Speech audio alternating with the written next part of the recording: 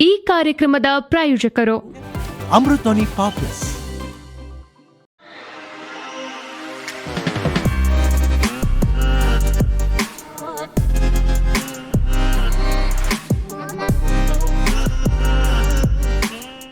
Hi friends, ಮಸ್ತ್ ಮಗ .comಗೆ ಸ್ವಾಗತ. ನಾನು ಅಮರ್ ಪ್ರಸಾದ್. ಹಮಾಸ್ ಉಗ್ರರ ಹಠಾತ್ ದಾಳಿಯಿಂದ ಕೆರಳಿರೋ ಇಸ್ರೇಲ್ ತನ್ನ ಬೇಟೆಯನ್ನು ಮುಂದುವರೆಸಿದೆ.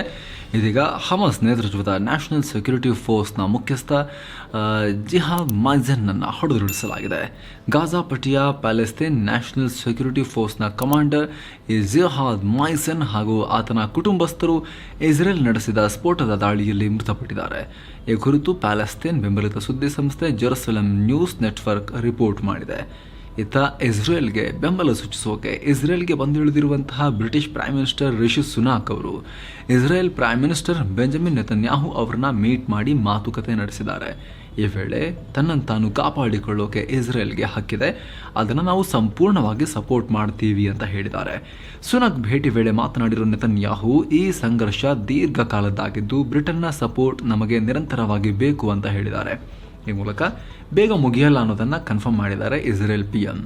ಏನು, ಇಸ್ರೇಲ್ ದುಃಖದಿಂದ ಕೂಡಿದೆ, ಅವರ ದುಃಖದಲ್ಲಿ ನಾವು ಕೂಡ ಭಾಗಿಯಾಗ್ತೀವಿ. ಜೊತೆಗೆ ದುಷ್ಟ ಉಗ್ರರ ವಿರುದ್ಧ ನಾನಿವತ್ತು ಹಾಗೂ ಯಾವಾಗಲೂ ನಿಮ್ಮೊಂದಿಗೆ ನಿಲ್ತೀನಿ ಅಂತ ಹೇಳಿದ್ದಾರೆ ರಿಷಿ ಸುನಾಕ್. ಜೊತೆಗೆ ಯುದ್ಧದಲ್ಲಿ ತಮ್ಮ ಕುಟುಂಬಸ್ಥರನ್ನ ಕಳ್ಕೊಂಡ ಫ್ಯಾಮಿಲಿಗಳನ್ನು ಕೂಡ ಸುನಾಕ್ ಭೇಟಿ ಮಾಡಿದ್ದಾರೆ. ಈ ವೇಳೆ ಹಮಾಸ್ ಉಗ್ರರಿಂದ ಹಾಸ್ಟೇಜಸ್ ಅನ್ನು ಬಿಡುಗಡೆಗೊಳಿಸೋಕೆ ಕ್ರಮ ಕೈಗೊಳ್ಳಲಾಗ್ತಾ ಇದೆ ಅಂತ ಕೂಡ ಹೇಳಿದ್ದಾರೆ. ಇನ್ನೊಂದು ಕಡೆ ಅಕ್ಟೋಬರ್ 7ನೇ ತಾರೀಕು ಏಕಾಏಕಿ ಇಸ್ರೇಲ್ ಮೇಲೆ ದಾಳಿ ಮಾಡಿದ್ದ ಹಮಾಸ್ ಉಗ್ರರು ಉತ್ತರ ಕೊರಿಯಾದ ಶಸ್ತ್ರಾಸ್ತ್ರಗಳನ್ನು ಬಳಸಿದ್ರು ಅಂತ ಗೊತ್ತಾಗಿದೆ. ಹಮಾಸ್ ಉಗ್ರರು ರಿಲೀಸ್ ಮಾಡಿರೋ ಫೋಟೋಸ್, ವಿಡಿಯೋಸ್ ಮತ್ತು ಇಸ್ರೇಲ್ ಸೀಸ್ ಮಾಡಿರೋ ಶಸ್ತ್ರಾಸ್ತ್ರಗಳಿಂದ ಈ ವಿಚಾರ ಬೆಳಕಿಗೆ ಬಂದಿದೆ. ಅಂದಹಾಗೆ ಹಿಂದಿನಿಂದಲೂ ಪ್ಯಾಲೆಸ್ತೇನ್ ಉಗ್ರ ಸಂಘಟನೆಗೆ ಉತ್ತರ ಕೊರಿಯಾ ಸಪೋರ್ಟ್ ಮಾಡಿದ್ದು ಅದರ ಶಸ್ತ್ರಾಸ್ತ್ರ ಈ ಕದನದಲ್ಲಿ ಭಾಗವಹಿಸಿರುವುದು ಆಶ್ಚರ್ಯದ ಸಂಗತಿಯೇನಲ್ಲ ಅಂತ ತಜ್ಞರು ಕೂಡ ಹೇಳ್ತಾ ಇದ್ದಾರೆ. ಈತ ಯುದ್ಧ ಪೀಡಿತ ಗಾಜಾ ಸ್ಟ್ರಿಪ್ಗೆ 27 ಟನ್ಗಳಷ್ಟು ಅಗತ್ಯ ಸಾಮಗ್ರಿಗಳನ್ನು ನೆರವಿನ ರೂಪದಲ್ಲಿ ಕಳಿಸಿರುವುದಾಗಿ ರಷ್ಯಾ ಹೇಳಿದೆ. ಗೋಧಿ, ಸಕ್ಕರೆ ಮತ್ತು ಅಕ್ಕಿ ಸೇರಿದಂತೆ ಅಗತ್ಯ ಸಾಮಗ್ರಿಯನ್ನು ಹೊತ್ತ ವಿಶೇಷ ವಿಮಾನ ಈಜಿಪ್ಟ್ಗೆ ಹೋಗಿದ್ದು ರಷ್ಯಾದ ಮಾನವೀಯ ನೆರವನ್ನು ಗಾಜಾ ಸ್ಟ್ರಿಪ್ಗೆ ತಲುಪಿಸಲಾಗುತ್ತೆ ಅಂತ ರಷ್ಯಾದ ತುರ್ತು ಪರಿಸ್ಥಿತಿ ಸಚಿವಾಲಯದ ಡೆಪ್ಯೂಟಿ ಸಚಿವ ಎಲಿಯಾ ಡೆನಿಸೋವ್ ಹೇಳಿಕೆಯನ್ನು ಕೊಟ್ಟಿದ್ದಾರೆ. ಮತ್ತೊಂದು ಕಡೆ ಹಮಾಸ್ ಉಗ್ರರ ದಾಳಿಗೆ ಒತ್ತಾಯಗಳಾಗಿರೋ ಬಿಡಿಸೋಕೆ ಭಾರತ ಸಹಾಯ ಮಾಡೋದಾದ್ರೆ ನಾವು ಅದನ್ನು ಸ್ವಾಗತಿಸ್ತೀವಿ ಅಂತ ಇಸ್ರೇಲ್ ಹೇಳಿದೆ. ಈ ಮೂಲಕ ಭಾರತ ಸಹಾಯ ಮಾಡಿದ್ರೆ ಖುಷಿ ಅಂತ ಹೇಳಿದೆ. ಇಸ್ತಾಂಬುಲ್ ಹಾಗೂ ಕತಾರ್ ಸೇರಿದಂತೆ ಹಲವು ರಾಷ್ಟ್ರಗಳಲ್ಲಿ ಹಮಾಸ್ ಕಮಾಂಡರ್ಗಳು ಐಷಾರಾಮಿ ಜೀವನ ಸಾಗಿಸ್ತಾ ಇದ್ದಾರೆ. ಜಾಗತಿಕವಾಗಿ ಭಾರತ ವಿಶೇಷ ಸ್ಥಾನ ಹೊಂದಿದೆ ಅನ್ನೋದನ್ನು ನಾವು ಅರ್ಥ ಮಾಡ್ಕೊಂಡಿದ್ದೀವಿ. ಈಗಾಗಲೇ ಹಲವು ರಾಷ್ಟ್ರಗಳು ಒತ್ತಾಯಗಳನ್ನು ರಿಲೀಸ್ ಮಾಡುವಂತೆ ಪ್ರೆಷರ್ ಹೇರ್ತಾ ಇದ್ದಾರೆ.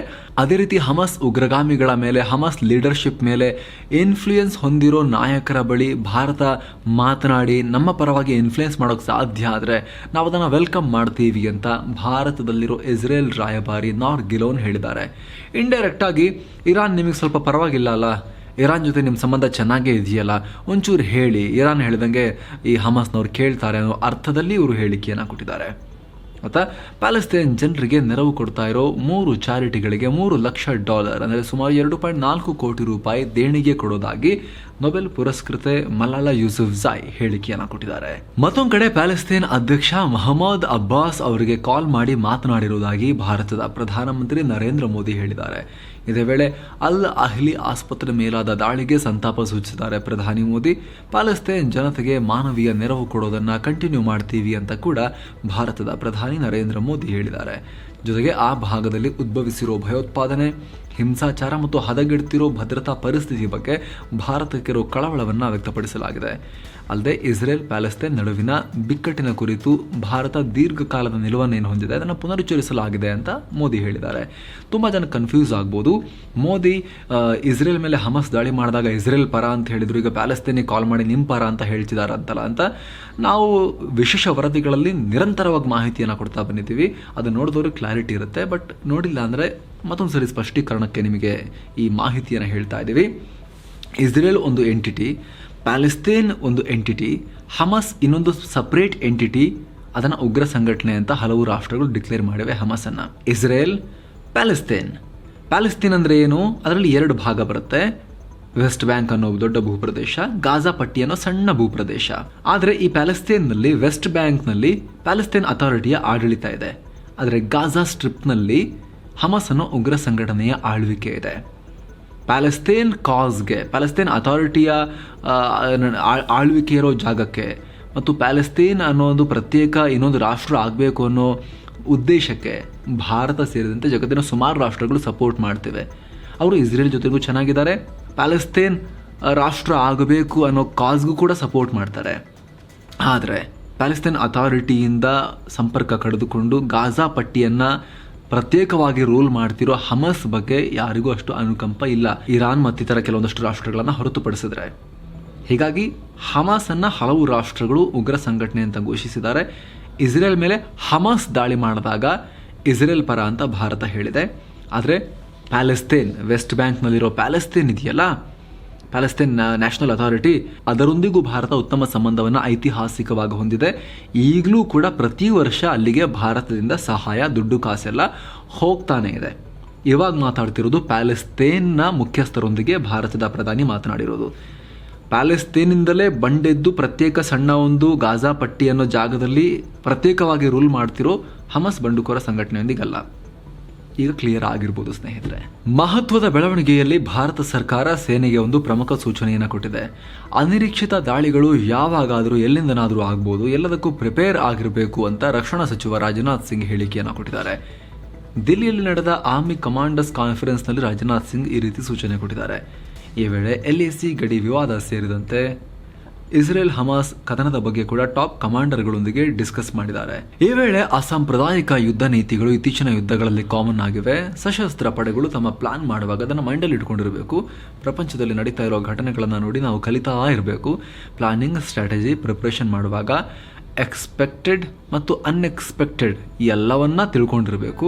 ಯುದ್ಧಕ್ಕೆ ತಯಾರಿ ಮಾಡಿಕೊಳ್ಳೋದು ನಿರಂತರ ಪ್ರಕ್ರಿಯೆ. ನಮ್ಮ ಯುದ್ಧ ತಂತ್ರಗಳನ್ನು, ಟೆಕ್ನಾಲಜಿಯನ್ನು ಅಪ್ಡೇಟ್ ಮಾಡ್ತಾನೆ ಇರಬೇಕು ಅಂತ ರಾಜನಾಥ್ ಸಿಂಗ್ ಹೇಳಿದ್ದಾರೆ. ಹಲವು ದಿನಗಳಿಂದ ಬಿಜೆಪಿ JDS ಮೈತ್ರಿಗೆ ಅಪಸ್ವರ ಎತ್ತಿದ್ದ CM ಇಬ್ರಾಹಿಂ ಅವರನ್ನ JDS ರಾಜ್ಯಾಧ್ಯಕ್ಷ ಸ್ಥಾನದಿಂದ ಉಚ್ಚಾಟಿಸಲಾಗಿದೆ. JDS ಕಚೇರಿಯಲ್ಲಿ ಇಂದು ನಡೆದ ಕೋರ್ ಕಮಿಟಿ ಸಭೆಯಲ್ಲಿ ಈ ನಿರ್ಧಾರ ತೆಗೆದುಕೊಳ್ಳಲಾಗಿದೆ. ಸಭೆಯಲ್ಲಿ CM ಇಬ್ರಾಹಿಂ ಉಚ್ಚಾಟನೆಗೆ ಕೋರ್ ಕಮಿಟಿ ಸದಸ್ಯರಿಂದ ಒತ್ತಾಯ ಹೇರಲಾಗಿತ್ತು. ಸಭೆ ಬಳಿಕ ಇಬ್ರಾಹಿಂ ಉಚ್ಚಾಟನೆಗೆ ನಿರ್ಧಾರ ಕೈಗೊಳ್ಳಲಾಗಿದೆ. ನಮ್ಮದು ಒಂದೇ ಪಕ್ಷ, ನಾವು ಬಿಜೆಪಿ ಪರ ನಿಲ್ಲೋದಿಲ್ಲ ಅಂತ ಹೇಳೋ ಮೂಲಕ ಪಕ್ಷದ ವಿರುದ್ಧ ಬಂಡಾಯ ಸಾರಿದ್ದ CM ಇಬ್ರಾಹಿಂ ಅವ್ರನ್ನ JDS ರಾಜ್ಯಾಧ್ಯಕ್ಷ ಸ್ಥಾನದಿಂದ ಉಚ್ಚಾಟನೆ ಮಾಡಬೇಕು ಅನ್ನೋ ಕೂಗು ಪಾರ್ಟಿ ಒಳಗಿಂದಾನೇ ಕೇಳಿಬಂದಿತ್ತು. ಇದರ ಬೆನ್ನಲ್ಲಿ ಪಕ್ಷ ಈ ನಿರ್ಧಾರವನ್ನು ತಗೊಂಡಿದೆ. ಜೊತೆಗೆ ತಾತ್ಕಾಲಿಕವಾಗಿ HD ಕುಮಾರಸ್ವಾಮಿ ಅವರನ್ನ JDS ರಾಜ್ಯಾಧ್ಯಕ್ಷರನ್ನಾಗಿ ಆಯ್ಕೆ ಮಾಡಲಾಗಿದೆ. ಈ ವೇಳೆ ಮಾತನಾಡಿದ HD ಕುಮಾರಸ್ವಾಮಿ, ಪಕ್ಷದ ಸಂಘಟನೆ ದೃಷ್ಟಿಯಿಂದ ದಸರಾ ನಂತರ ಹಲವಾರು ನಿರ್ಧಾರಗಳನ್ನು ಕೈಗೊಳ್ಳುತ್ತೀವಿ. ಇಂದು ನಡೆದ ಸಭೆಯಲ್ಲಿ JDSನ 19 ಶಾಸಕರ ಪೈಕಿ 18 ಶಾಸಕರು, ರಾಜ್ಯದ ಎಲ್ಲ ಜಿಲ್ಲೆಗಳ ಅಧ್ಯಕ್ಷರು ಆಗಮಿಸಿ ಸಲಹೆ ಕೊಟ್ಟಿದ್ದರು. ಸದಸ್ಯರ ಸಲಹೆ ಆಧರಿಸಿಯ ರಾಜ್ಯಾಧ್ಯಕ್ಷ ಸ್ಥಾನ ನಿಭಾಯಿಸ್ತೀನಿ. ವಿಧಾನಸಭಾ ಚುನಾವಣೆಯಲ್ಲಿ ಸೋಲಿನಿಂದ ಆಘಾತಕ್ಕೊಳಗಾಗಿದ್ವಿ. ರಾಜ್ಯದಲ್ಲಿ ಪಕ್ಷವನ್ನು ಸಂಘಟಿಸೋಕೆ ನಿರ್ಧಾರ ಮಾಡಿದ್ದೀವಿ ಅಂತ ಹೇಳಿಕೆಯನ್ನು ಕೊಟ್ಟಿದ್ದಾರೆ. ಇತ್ತ ವಿಚಾರ ತಿಳಿತಾ ಇದ್ದ ಹಾಗೆ ರಿಯಾಕ್ಟ್ ಮಾಡಿರೋ CM ಇಬ್ರಾಹಿಂ ಅವರಿಗೆ ನನ್ನನ್ನು ತೆಗೆಯುವ ಅಧಿಕಾರ ಇಲ್ಲ. ಕಾರ್ಯಕಾರಿ ಸಮಿತಿಯ 3/2 ಸದಸ್ಯರ ಅನುಮತಿ ಪಡೆದು ನೋಟಿಸ್ ಕೊಡಬೇಕು. ನನ್ನನ್ನು ಕೆಣಕಿದ್ದೀರಿ, ಇದರ ಪರಿಣಾಮ ಏನಿರುತ್ತೆ ಅಂತ ಕಾದು ನೋಡಿ ಅಂತ ಬಂಡಾಯವನ್ನು ಕಂಟಿನ್ಯೂ ಮಾಡಿದ್ದಾರೆ. ಇದಕ್ಕೆ ಕಾಂಗ್ರೆಸ್ ರಿಯಾಕ್ಟ್ ಮಾಡಿದ್ದು, ಕೈ ಹಿಡಿದವರ ತಲೆಯನ್ನು ಕಡಿಯುವ, ಹೆಗಲು ಕೊಟ್ಟವರ ಬೆನ್ನಿಗೆ ಚೂರಿ ಹಾಕುವ, ನಂಬಿದವರಿಗೆ ಮೋಸ ಮಾಡುವ ಕುಮಾರಸ್ವಾಮಿ ರಾಮಾಯಣದ ಮಂಥರೆ, ಮಹಾಭಾರತದ ಶಕುನಿನೇ ಸರಿ. ಅವರ ಜಾತ್ಯತೀತ ನಾಟ್ಯಕ್ಕೆ ಬೆರಗಾಗಿ ತೆನೆ ಹೊತ್ತ ಮಹಿಳೆಯೇ ಕೋಮು ಕುಂಡದಲ್ಲಿ ಬಿದ್ದು ಆತ್ಮಹತ್ಯೆ ಮಾಡಿಕೊಂಡಿದ್ದಾಳೆ ಅಂತ ಕುಮಾರಸ್ವಾಮಿ ವಿರುದ್ಧ ಕಾಲೆಳೆದಿದೆ ಕಾಂಗ್ರೆಸ್ ಪಾರ್ಟಿ. ಆದಾಯ ಮೀರಿದ ಆಸ್ತಿ ಗಳಿಕೆ ಪ್ರಕರಣದಲ್ಲಿ DK ಶಿವಕುಮಾರ್ಗೆ ಮತ್ತೆ ಸಂಕಷ್ಟ ಎದುರಾಗಿದೆ. CBI ತನಿಖೆಗೆ ಕರ್ನಾಟಕ ಹೈಕೋರ್ಟ್ ಹಸಿರು ನಿಶಾನೆ ತೋರಿದೆ. CBI ತಪ್ಪಾದ ಪ್ರಮಾಣದ ಆಸ್ತಿಗಳನ್ನು ಮೆನ್ಷನ್ ಮಾಡಿ ತನಿಖೆ ಮಾಡ್ತಾ ಇದ್ದು, ಈ ಕೂಡಲೇ ತನಿಖೆಯನ್ನು ನಿಲ್ಲಿಸಬೇಕು ಅಂತ DKG ಕರ್ನಾಟಕ ಹೈಕೋರ್ಟ್ಗೆ ಅರ್ಜಿ ಹಾಕಿದ್ರು. ನಿನ್ನೆ ವಿಚಾರಣೆ ನಡೆಸಿದ ಜಸ್ಟಿಸ್ K ನಟರಾಜನ್ ಅವರ ಏಕಸದಸ್ಯ ಪೀಠ ಅರ್ಜಿಯನ್ನು ತಿರಸ್ಕರಿಸಿದೆ. ಅಲ್ಲದೆ 3 ತಿಂಗಳ ಒಳಗೆ ತನಿಖೆಯನ್ನು ಪೂರ್ಣಗೊಳಿಸಿ ರಿಪೋರ್ಟ್ ಫೈಲ್ ಮಾಡಬೇಕು ಅಂತ CBIಗೆ ಸೂಚನೆ ಕೊಟ್ಟಿದೆ. ಇಂಟ್ರೆಸ್ಟಿಂಗ್, 3 ತಿಂಗಳ ಒಳಗೆ ಅಂತ. ಅಂದಹಾಗೆ ಅಕ್ರಮ ಹಣ ಸಂಪಾದನೆ ಹಾಗೂ ಮನಿ ಲಾಂಡ್ರಿಂಗ್ ವಿಚಾರವಾಗಿ ಇನ್ಕಮ್ ಟ್ಯಾಕ್ಸ್ ಡಿಪಾರ್ಟ್ಮೆಂಟ್ ED 2017 ಮತ್ತು 19ರಲ್ಲಿ DK ಶಿವಕುಮಾರ್ ಮೇಲೆ ಕೇಸ್ ಹಾಕಿದ್ವು. ನಂತರ ಕರ್ನಾಟಕ ಸರ್ಕಾರ ಕೇಸ್ಗಳನ್ನು CBIಗೆ ಆಗ ವರ್ಗಾಯಿಸಿತ್ತು. ಸಚಿವ ಶರಣಪ್ರಕಾಶ್ ಪಾಟೀಲ್ ಅವರಿಂದ ಕಿರುಕುಳ ಕೊಡ್ತಾ ಇದ್ರು ಅಂತ ಆರೋಪಿಸಿ ಬಿಜೆಪಿ ಕಾರ್ಯಕರ್ತರೊಬ್ಬರು ಆತ್ಮಹತ್ಯೆ ಮಾಡಿಕೊಂಡಿರೋ ಘಟನೆ ಕಲಬುರಗಿಯ ಶಿರೋಳಿ ಗ್ರಾಮದಲ್ಲಿ ಆಗಿದೆ. ಆತ್ಮಹತ್ಯೆಗೂ ಮುನ್ನ 3 ಆಡಿಯೋ ರೆಕಾರ್ಡ್ ಮಾಡಿರೋ ಬಿಜೆಪಿ ಕಾರ್ಯಕರ್ತ ಶಿವಕುಮಾರ್ ತನ್ನ ಸಾವಿಗೆ ಸಚಿವ ಶರಣಪ್ರಕಾಶ್ ಪಾಟೀಲ್ ನೇರ ಕಾರಣ ಅಂತ ಆರೋಪಿಸಿದ್ದಾರೆ. ನಾನು ಹಿಂದೂ ಹುಲಿಯಾಗಿದ್ದೇನೆ, ಹಿಂದೂ ಹುಲಿಯಾಗಿಯೇ ಸಾಯ್ತೇನೆ, ಹಿಂದೂ ಧರ್ಮದ ಬಗ್ಗೆ ಎಲ್ಲೂ ಮಾತನಾಡಬಾರ್ದು, ಮಾತನಾಡಿದ್ರೆ ಅವರಿಗೆ ಬೆಂಕಿ ಬೀಳುತ್ತೆ, ಹಾಗಾಗಿ ನನ್ನ ಸಾವಿಗೆ ಕಾಂಗ್ರೆಸ್ ಕಾರ್ಯಕರ್ತರು ಸಚಿವ ಶರಣಪ್ರಕಾಶ್ ಪಾಟೀಲ್ ಇವರೆಲ್ಲ ಕಾರಣ ಅಂತ ಆರೋಪಿಸಿ ಆಡಿಯೋ ರೆಕಾರ್ಡ್ ಮಾಡಿ ಕಳಿಸಿದ ಬಳಿಕ ಈತ ಆತ್ಮಹತ್ಯೆ ಮಾಡಿಕೊಂಡಿದ್ದಾರೆ. ಈ ಕುರಿತು ರಿಯಾಕ್ಟ್ ಮಾಡಿರೋ ಶರಣಪ್ರಕಾಶ್, ಆತ್ಮಹತ್ಯೆ ಮಾಡಿಕೊಂಡ ಶಿವಕುಮಾರ್ ಯಾರು ಅಂತ ನಂಗೆ ಗೊತ್ತೇ ಇಲ್ಲ ಅಂತ ಹೇಳಿಕೆಯನ್ನ ಕೊಟ್ಟಿದ್ದಾರೆ. ದಿಲ್ಲಿಯಿಂದ ಮೀರತ್ ವರೆಗೆ ನಿರ್ಮಾಣ ಆಗ್ತಾ ಇರೋ ರ್ಯಾಪಿಡೆಕ್ಸ್ ಸೂಪರ್ ಫಾಸ್ಟ್ ಮೆಟ್ರೋ ಮಾದರಿಯ ರೈಲಿನ ಮೊದಲ ಫೇಸ್ಗೆ ಅಕ್ಟೋಬರ್ 20 ಅಂದರೆ ನಾಳೆ ಪ್ರಧಾನಮಂತ್ರಿ ನರೇಂದ್ರ ಮೋದಿ ಗ್ರೀನ್ ಸಿಗ್ನಲ್ ನೀಡ್ತಾರೆ. ಮೊದಲ ಹಂತದಲ್ಲಿ ಸಾಹಿಬಾಬಾದ್ನಿಂದ ದುಹಾಯ್ವರೆಗೆ 5 ಸ್ಟೇಷನ್ಗಳನ್ನು ಕನೆಕ್ಟ್ ಮಾಡೋ 17 ಕಿಲೋಮೀಟರ್ ರೈಲು ಸಂಪರ್ಕ ಶನಿವಾರದಿಂದ ಕಾರ್ಯಾಚರಣೆ ಶುರು ಮಾಡುತ್ತೆ. ದೇಶದ ಮೊದಲ regional rapid transit system RRTS ಆಗಿರೋ ಈ ಯೋಜನೆ ಸುಮಾರು 30,000 ಕೋಟಿ ರೂಪಾಯಿ ವೆಚ್ಚದಲ್ಲಿ ರೆಡಿ ಆಗ್ತಾ ಇದೆ. ಗಂಟೆಗೆ 160 ಕಿಲೋಮೀಟರ್ ವೇಗದಲ್ಲಿ ಚಲಿಸಲಿರೋ 6 ಬೋಗಿಗಳ ರ್ಯಾಪಿಡೆಕ್ಸ್ನಲ್ಲಿ ಮೆಟ್ರೋನಲ್ಲಿ ಇರೋ ಸೌಲಭ್ಯಗಳೊಂದಿಗೆ ವೈಫೈ, ಮೊಬೈಲ್, ಲ್ಯಾಪ್ಟಾಪ್ ಚಾರ್ಜಿಂಗ್, ಕಳೆದು ಹೋದ ವಸ್ತುಗಳನ್ನು ಮ್ಯಾನೇಜ್ ಮಾಡೋ ಲಾಸ್ಟ್ ಆ್ಯಂಡ್ ಫೌಂಡ್ ಸೆಂಟರ್ ಸೇರಿದಂತೆ ಹಲವು ಸೌಲಭ್ಯ ಇರುತ್ತೆ. ಇದಕ್ಕೆ ನಮೋ ಭಾರತ್ ಅಂತ ಹೆಸರಿಡೋಕ್ಕೂ ಕೂಡ ಮುಂದಾಗಿದ್ದಾರೆ ಅನ್ನೋ ಮಾಹಿತಿ ಲಭ್ಯ ಆಗ್ತಾ ಇದೆ. ಇದಕ್ಕೆ ಸಂಬಂಧಪಟ್ಟಂತೆ ವಾದ ವಿವಾದ ಆಗುತ್ತೆ. ನಮೋ ಭಾರತ್ ಅಂದರೆ ನರೇಂದ್ರ ಮೋದಿ ಭಾರತ್ ಅಂತ ಹೇಳಿ ಕಾಂಗ್ರೆಸ್ ಹೇಳುತ್ತೆ. ಇಲ್ರಿ, ಯಾರು ಹೇಳಿದ್ದು? ಭಾರತಕ್ಕೆ ನಮನ ಅಂತ ಆ ರೀತಿ ಅರ್ಥ ಅಂತ ಬಿಜೆಪಿ ಹೇಳುತ್ತೆ. ಆನ್ಲೈನ್ ಗೇಮ್ ಆಡಿ ಹಣ ಗೆದ್ದವರಿಗೆ ಪನಿಷ್ಮೆಂಟ್ ಸಿಗೋದು ಗೊತ್ತಾ ನಿಮಗೆ? ಆ ರೀತಿಯಾಗಿದೆ. ಪೊಲೀಸ್ ಸಬ್ ಇನ್ಸ್ಪೆಕ್ಟರ್ ಒಬ್ಬರು ಮಹಾರಾಷ್ಟ್ರದ ಪುಣೆಯ ಪಿಂಪ್ರಿ ಚಿಂಚುವಾ ಠಾಣೆಯ PSI ಸೋಮನಾಥ್ ಜೆಂಡೆ ಅನ್ನೋರು Dream11 ಆನ್ಲೈನ್ ಬೆಟ್ಟಿಂಗ್ ಗೇಮ್ ಆಡಿ ಬರೋಬ್ಬರಿ 1.5 ಕೋಟಿ ರೂಪಾಯಿ ಗೆದ್ದುಬಿಟ್ಟಿದ್ರು. ಈ ವಿಚಾರ ಫುಲ್ ವೈರಲ್ ಆಯಿತು. ಯೂನಿಫಾರ್ಮ್ ಹಾಕ್ಕೊಂಡೆ ಮೀಡಿಯಾಗೆ ಇಂಟರ್ವ್ಯೂ ಕೂಡ ಕೊಟ್ಟಿದ್ದಾರೆ, ಹೆಂಗೆ ಗೆದ್ದೆ ನಾನು ಅಂತ. ಈ ಸುದ್ದಿಯಲ್ಲಿನ ಡೆಪ್ಯೂಟಿ ಕಮಿಷನರ್ವರೆಗೂ ಹೋಗಿದೆ. ತಕ್ಷಣ ಆ್ಯಕ್ಷನ್ ತಗೊಂಡ DCP ಸ್ವಪ್ನ ಘೋರೆ ಮಾತನಾಡಿ, ಅವರು ಪರ್ಮಿಷನ್ ಇಲ್ಲದೆ Dream11 ಆಡಿ ಗೆದ್ದಿದ್ದಾರೆ, ಹಾಗಾಗಿ ಸಸ್ಪೆಂಡ್ ಮಾಡಲಾಗಿದೆ. ಈ ರೀತಿಯಾಗಿ ಗೇಮ್ ಮಾಡೋದು ತಪ್ಪು, ಆಡಿದ್ರೆ ಡಿಸಿಪ್ಲಿನರಿ ಆ್ಯಕ್ಷನ್ ಫೇಸ್ ಮಾಡಬೇಕಾಗಿ ಬರುತ್ತೆ ಅಂತ ಇತರ ಪೊಲೀಸರಿಗೂ ಗೊತ್ತಾಗಬೇಕು ಅಂತ ಹೇಳಿಕೆಯನ್ನು ಕೊಟ್ಟಿದ್ದಾರೆ. 24 ವರ್ಷ ವಯಸ್ಸಿನ ಭಾರತೀಯ chess grand master Kartikeya Murali 5 ಬಾರಿ ವರ್ಲ್ಡ್ ಚೆಸ್ ಚಾಂಪಿಯನ್ ಆಗಿರೋ ಮ್ಯಾಗ್ನಸ್ ಕಾರ್ಲ್ಸನ್ ಅವರನ್ನ ಸೋಲಿಸಿದ್ದಾರೆ. ಕತರ್ನ ದೋಹಾದಲ್ಲಿ ನಡೆದ ಕತರ್ ಮಾಸ್ಟರ್ಸ್ 2023 ಚೆಸ್ ಟೂರ್ನಮೆಂಟ್ನ 7ನೇ ಸುತ್ತಲ್ಲಿ ತಮಿಳುನಾಡಿನ ತಂಜಾವೂರಿನ ಕಾರ್ತಿಕೇಯ ಮುರಳಿ ಗೆದ್ದಿದ್ದಾರೆ. ಈತ ವರ್ಲ್ಡ್ ಚಾಂಪಿಯನ್ ವಿಶ್ವನಾಥನ್ ಆನಂದ್ ಮತ್ತು GM ಪೆಂಟಾಲ ಹರಿಕೃಷ್ಣ ನಂತರ ಮ್ಯಾಗ್ನಸ್ ಕಾರ್ಲ್ಸನ್ ಅವರನ್ನ ಕ್ಲಾಸಿಕಲ್ ಚೆಸ್ನಲ್ಲಿ ಸೋಲಿಸಿದ 3ನೇ ಭಾರತೀಯ ಅನ್ನೋ ಹೆಗ್ಗಳಿಕೆಗೆ ಪಾತ್ರರಾಗಿದ್ದಾರೆ. ಭಾರತ ಕ್ರಿಕೆಟ್ ಟೀಮ್ನ captain Rohit Sharma double century ಬಾರಿಸೋದ್ರಲ್ಲಿ ವರ್ಲ್ಡ್ ಫೇಮಸ್, ನಿಮಗೆಲ್ಲ ಗೊತ್ತೇ ಇದೆ. ಈಗ ರೋಹಿತ್ ಶರ್ಮಾ ಮತ್ತೊಂದು ಡಬಲ್ ಸೆಂಚುರಿ ಬಾರಿಸಿದ್ದಾರೆ. ಕ್ರಿಕೆಟ್ ಗ್ರೌಂಡ್ನಲ್ಲ, ಮುಂಬೈ ಪುಣೆ ಎಕ್ಸ್ಪ್ರೆಸ್ ಹೈವೇನಲ್ಲಿ. ಪುಣೆನಲ್ಲಿ ನಡೀತಾ ಇರೋ ಬಾಂಗ್ಲಾ ವಿರುದ್ಧದ 4ನೇ ವರ್ಲ್ಡ್ ಕಪ್ ಮ್ಯಾಚ್ ಸಲುವಾಗಿ ಟೀಮ್ ಸೇರಿಕೊಳ್ಳೋಕೆ ಬೈ ರೋಡ್ ಬರ್ತಾ ಇದ್ರು. ಈ ವೇಳೆ ರೋಹಿತ್ ಗಂಟೆಗೆ 215 ಕಿಲೋಮೀಟರ್ ಸ್ಪೀಡ್ನಲ್ಲಿ ತಮ್ಮ ಲ್ಯಾಂಬೋರ್ಗಿನಿ ಉರುಸ್ ಕಾರನ್ನು ಓಡಿಸಿ ಫೈನ್ ಕಟ್ಟಿದ್ದಾರೆ. ರೋಹಿತ್ ಪುಣೆ ತಲುಪ್ತಾ ಇದ್ದ ಹಾಗೆ ಎಲ್ಲ ರೆಡಿ ಮಾಡಿಕೊಂಡಿದ್ದ ಟ್ರಾಫಿಕ್ ಪೊಲೀಸರು ಅಡ್ಡ ಹಾಕಿ 3 ಟ್ರಾಫಿಕ್ ಚಲನ್ಗಳನ್ನು ರೋಹಿತ್ಗೆ ಕೊಟ್ಟಿದ್ದಾರೆ. ಅಂದಹಾಗೆ ವರ್ಲ್ಡ್ ಕಪ್ ನಡೀತಿರೋ ಈ ಟೈಮ್ನಲ್ಲಿ ರೋಹಿತ್ ಸೇಫ್ಟಿಗೆ ಪ್ರಾಮುಖ್ಯತೆ ಕೊಟ್ಟು ಟೀಮ್ ಬಸ್ಸಲ್ಲಿ ಹೋಗೋದು ಬಿಟ್ಟು ಕಾರಲ್ಲಿ ಯಾಕೆ ಹೋದ್ರು ಅಂತ ಪ್ರಶ್ನೆ ಮಾಡಲಾಗ್ತಾ ಇದೆ. ವರ್ಲ್ಡ್ ಕಪ್ ನಡೆಯೋ ಟೈಮ್ನಲ್ಲಿ ಮಾತ್ರ ಅಲ್ಲ, ಯಾವಾಗಲೂ ಅವರ ಜೀವ ಇಂಪಾರ್ಟೆಂಟೇ, ಪ್ರತಿಯೊಬ್ಬರ ಜೀವ ಇಂಪಾರ್ಟೆಂಟ್. ಆದರೆ ವಿಶ್ವಕಪ್ ನಡೀತಿರೋ ಟೈಮ್ನಲ್ಲಿ ಈ ಥರ ದುಸ್ಸಾಹಸ ಯಾಕೆ ಬೇಕು ಇವರಿಗೆ? 215 ಕಿಲೋಮೀಟರ್ ಪ್ರತಿ ಗಂಟೆಗೆ ಅವ್ರ ಕಾರು ವಿಶೇಷ ಸಾಮರ್ಥ್ಯದ ಲ್ಯಾಂಬೋರ್ಗಿನಿ ಬಿಡಿ, ಅದು ಬೇರೆ ವಿಚಾರ, ಅದು ಹೋಗುತ್ತೆ. ಬಟ್ ಹೋಗಬೇಕಾ?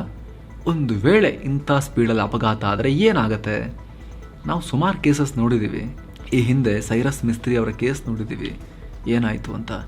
ರಿಷಬ್ ಪಂತ್ ಅವ್ರಿಗೆ ಅಪಘಾತ ಆದಾಗ ಇನ್ನೂ ಅವ್ರ ಟೀಮಿಗೆ ವಾಪಸ್ ಬರೋಕ್ಕಾಗಿಲ್ಲ. ಹೀಗಿರಬೇಕಾದ್ರೆ ಈ ಹಿಟ್ ಮ್ಯಾನಿಗೆ ಬೇಕಾಗಿತ್ತಾ ಇದೆಲ್ಲ ಅನ್ನೋದು ಎಲ್ಲರೂ ಮಾಡ್ತಿರೋ ಪ್ರಶ್ನೆ.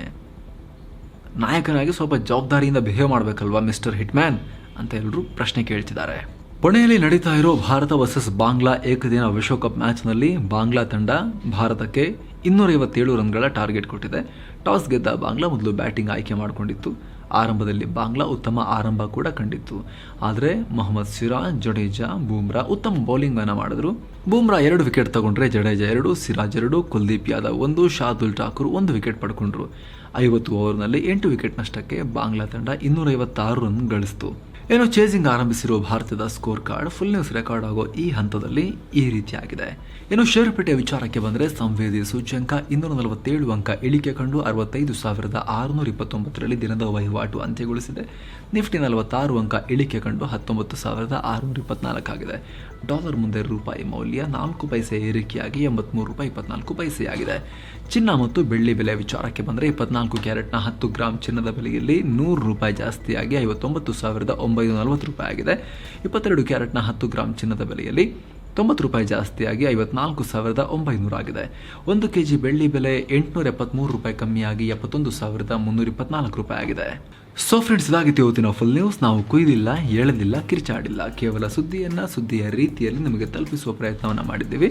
ನಮ್ಮ ಈ ಪ್ರಯತ್ನ ನಿಮಗೆ ಇಷ್ಟ ಆಗ್ತಾ ಇದ್ದರೆ ದಯವಿಟ್ಟು mastmaga.com ಚಾನಲ್ಗೆ ಸಬ್ಸ್ಕ್ರೈಬ್ ಮಾಡಿ, ಪಕ್ಕದ ಬೆಲ್ ಐಕಾನ್ ಮೇಲೆ ಕ್ಲಿಕ್ ಮಾಡೋದನ್ನು ಯಾವುದೇ ಕಾರಣಕ್ಕೂ ಮರಿಬೇಡಿ. Thank you so much. ಮತ್ತೆ ಭೇಟಿ ಆಗ್ತಿರೋಣ. ನಮಸ್ತೆ.